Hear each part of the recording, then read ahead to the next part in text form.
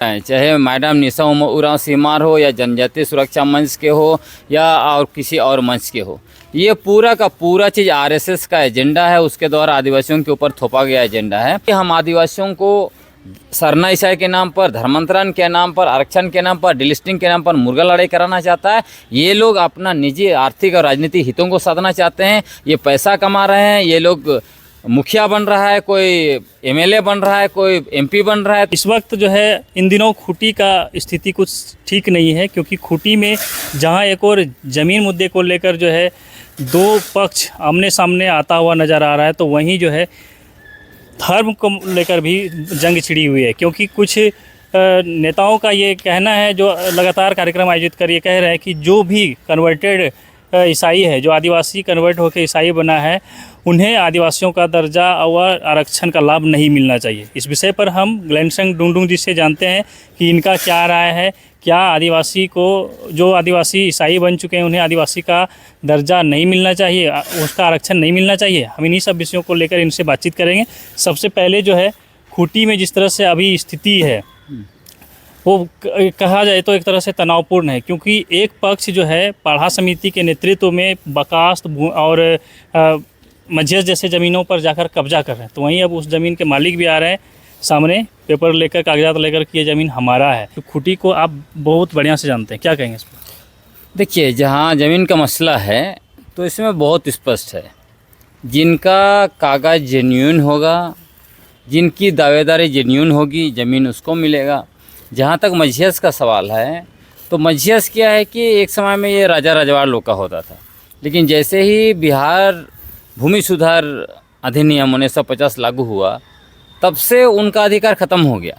अभी मझियस ज़मीन पर जो भी जोत कोड आबाद कर रहे हैं वो उनका है, तो इनको तो आपस में लड़ने से कोई फ़ायदा नहीं होगा। इनको सीधे सीधे जो है कि एडमिनिस्ट्रेशन के साथ उस काम को निपटारा करना पड़ेगा। और खूंटी में मैं देख रहा हूँ, वहाँ के एसडीओ इस मामले के, खासकर मझियस वाले मामले पर बहुत तेज़ी से काम कर रहे हैं, तो इसमें विवाद नहीं होना चाहिए।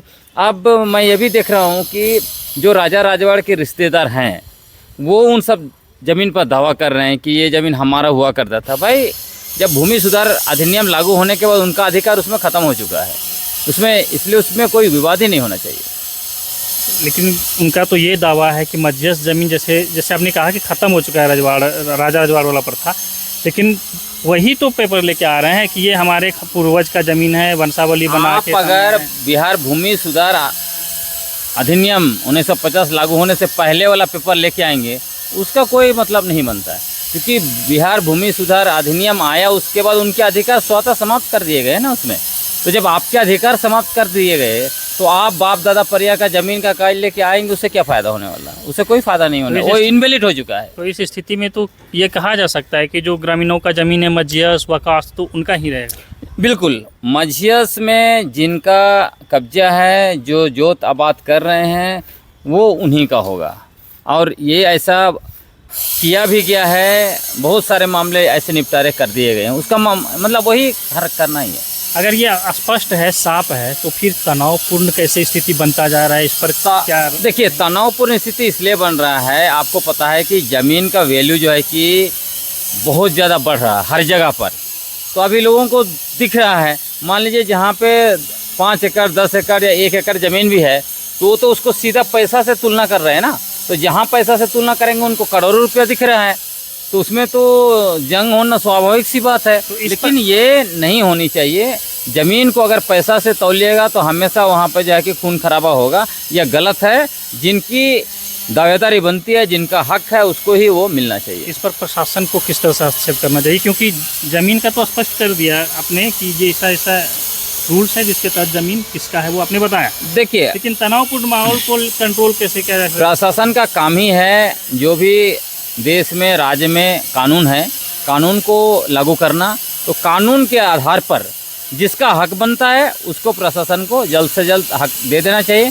और जो लोग ज़बरदस्ती कर रहे हैं पैसे के लालच में, ऐसे लोगों पर कानूनी कार्रवाई किया जाना चाहिए। अच्छा, एक और सवाल है, एक जो कि बहुत ज्वलनशील मुद्दा है और तेज़ी से जो है पूरे राज्य में इस मुद्दे को लेकर जो है बढ़ता जा रहा है ये मामला, कि जो भी वैसे आदिवासी जो कन्वर्टेड ईसाई है, उनको जो आदिवासी का लाभ जो आदिवासी दर्जा के तहत जो मिल रहा है उससे वंचित किया जाना चाहिए, यानी डीलिस्टिंग किया जाना चाहिए। इसका मांग तेज़ी से हो रहा है। देखिए, डीलिस्टिंग के मुद्दे को जो भी लोग उठा रहे हैं, चाहे मैडम निशा उरांव सीमार हो या जनजातीय सुरक्षा मंच के हो या और किसी और मंच के हो, ये पूरा का पूरा चीज़ आरएसएस का एजेंडा है, उसके द्वारा आदिवासियों के ऊपर थोपा गया एजेंडा है। आपको मैं बताना चाहता हूँ, इस मसले को कोर्ट ने 1980 के दशक में ही जो है कि उसको सॉल्व कर दिया। आपको मैं बताना चाहता हूँ, सबसे पहले जेना उरांव वो कोर्ट गए थे, उसके बाद बाबा कार्तिक उरांव कोर्ट गए थे। इनका दावा क्या था? इन्होंने यही दावा किया था कि जो आदिवासी ईसाई धर्म को अपनाते हैं वो अपनी परंपरा, रूढ़ी, प्रथा, रीति रिवाज सब कुछ छोड़ देते हैं, वो त्याग देते हैं। अब उनको इसलिए वो आदिवासी नहीं हैं, इसलिए उनको जो है कि इन अधिकारों से वंचित करना चाहिए। जब इस मामले को लेकर बाबा कार्तिक उरांव इलेक्शन ट्राइब्यूनल गए, उसके बाद पटना हाई कोर्ट गए, ये मामला सुप्रीम कोर्ट तक गया, फैसला क्या आया? कोर्ट ने बाबा कार्तिक उरांव का जो दावा था कि जो आदिवासी ईसाई धर्म में जाने के बाद, ईसाई धर्म को अपनाने के बाद अपनी परंपरा, रूढ़ी, प्रथा, भाषा, संस्कृति सब छोड़ देता है, कोर्ट ने उसको स्वीकार ही नहीं किया। कोर्ट ने कहा कि पढ़ लीजिएगा judgment, Kartik Oraon versus David Munjani, उसमें पटना हाई कोर्ट ने स्पष्ट लिखा कि धर्म बदलने के बाद भी आदिवासियों की भाषा, संस्कृति, रूढ़ी, प्रथा सब अक्षुण्ण रहता है। सिंपल सा बात है। उसके बाद यह मसला, इसी तरह का मसला 2004 में सुप्रीम कोर्ट में आया। सुप्रीम कोर्ट ने भी इसमें स्पष्ट फैसला दिया कि जो भी धर्म बदलता है उसका जो है कि अपना सब कुछ बरकरार रहता है। अगर ऐसा है तो केस टू केस देखना पड़ेगा, यही तो उसमें कहा है। और उसी के आधार पर फिर 2008 में माननीय झारखंड हाई कोर्ट में एक केस आया, कपरा Hansda versus union of India. उसमें भी माननीय झारखंड हाई कोर्ट ने क्या कहा? उन्होंने स्पष्ट कहा कि धर्म बदलने से आदिवासियों की कोई भाषा, संस्कृति, परंपरा बदलता नहीं है, वो लोग छोड़ते नहीं हैं, इसलिए उनको जो है कि आरक्षण से आप मतलब हटा नहीं सकते हैं। तो जब माननीय झारखंड हाई कोर्ट, माननीय Patna high court, supreme court सबने फैसला दे दिया, उसके बाद ज़बरदस्ती इस तरह से चीज़ों को बनाना, तो ये एक फर्जी नैरेटिव गढ़ा जा रहा है। इसके द्वारा चुनावी माहौल बनाया जा रहा है और बीजेपी के लिए वोट जुगाड़ करने का ये सब तरीका है। ये फिर से झारखंड में एक बार सरना ईसाई के नाम पर आदिवासियों को आपस में मुर्गा लड़ाई कराकर बीजेपी के लिए वोट जुगाड़ करके वो 2029 का जो चुनाव होगा उसमें ये लोग सत्ता में वापस आना चाहते हैं। उसका मानसा बस एक ही है और कोई दूसरा मानसा नहीं। तो आप यही कहना चाहते हैं कि कुल मिला के राजनीतिक लाभ या फिर व्यक्तिगत लाभ से जुड़ा हुआ है? एकदम, मैं आपको बता रहा हूँ, जैसे सबसे पहले इसको जो कोर्ट में चुनौती दिए बाबा कार्तिक उरांव, वो तो पहले तो ये कोई मुद्दा नहीं उठाया। जब वो लोहरदगा लोकसभा सीट में चुनाव हार गए, उसके बाद इसको इलेक्शन ट्राइब्यूनल में चुनौती दिया, फिर उसके बाद पटना हाई कोर्ट में चुनौती दिया। ये क्या दर्शाता? ये यही दर्शाता है कि निजी राजनीतिक और आर्थिक हितों को साधने के लिए सरना ईसाई के नाम पर इस तरह से बांटा जा रहा है, डिलिस्टिंग को एजेंडा बनाया जा रहा है। इसके पीछे कोई जेन्युइन कारण नहीं। अगर डिलिस्टिंग आदिवासियों का मुद्दा होता तो जिस समय बाबा कार्तिक उरांव ने इस बात को उठाया, उसी समय में आदिवासी इसको एक अपना बड़ा मुद्दा के रूप में ले लेते। लेकिन आदिवासियों ने बाबा कार्तिक उरांव को सपोर्ट ही नहीं किया। क्यों नहीं सपोर्ट किया? क्योंकि हम आदिवासियों का एजेंडा धर्मांतरण, डिलिस्टिंग, आरक्षण नहीं है। हम आदिवासियों का एजेंडा हमारी आदिवासी पहचान, सरना कोड, हमारी ज़मीन, जंगल, खनिज संपदा पर मालिकाना हक और हमारा पूरा इतिहास, हमारा पूरा 5वीं अनुसूची का संरक्षण, यही हम लोगों का जो है कि एजेंडा है। तो क्या कहेंगे आप अपने खास करके आदिवासी समाज को, क्या मैसेज देना चाहेंगे ऐसे मामले को लेकर? मैसेज सिर्फ बिल्कुल क्लियर है कि जो भी हम आदिवासियों को